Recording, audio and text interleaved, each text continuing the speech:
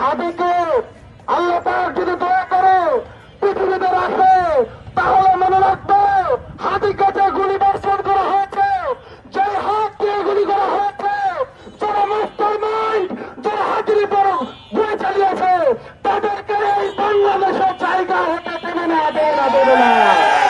এক হাদি হসপিটালে রয়েছে, লক্ষ হাদি রাস্তায় এখনো পর্যন্ত লড়াই করছে।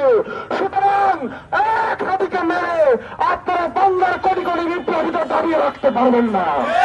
যে আসলে মব কাকে বলে, আমরা কিন্তু কাউকে ছাড় দিয়ে কথা বলবো না। বিপ্লবের পরে আসলে যে বিপ্লবীদের যে রক্তের প্রয়োজন হয়, আমরা সেটা নিতে পারি নাই।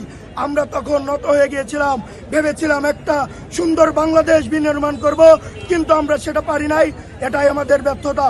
এবং একই সাথে বলতে চাই, সরকারকে বলতে চাই, অবশ্যই এই 48 ঘন্টা অতিবাহিত হওয়ার আগে যেন এই উসমান হাদির হামলাকারীদেরকে গ্রেপ্তার করে শাস্তির আওতায় আনা হয়। জুলাই বিপ্লবের অন্যতম একজন প্রথম সারির বিপ্লবী ভাই আমাদের সবার অবগত, তিনি যে সন্ত্রাসী দ্বারা গুলিবিদ্ধ হয়েছেন, তাকে জুম্মার দিনে গুলিবিদ্ধ করা হয়েছে। আমাদের ছাত্র জনতা সেজন্য বিক্ষোভ মিছিল আয়োজন করা হয়েছে ফরিদপুরে।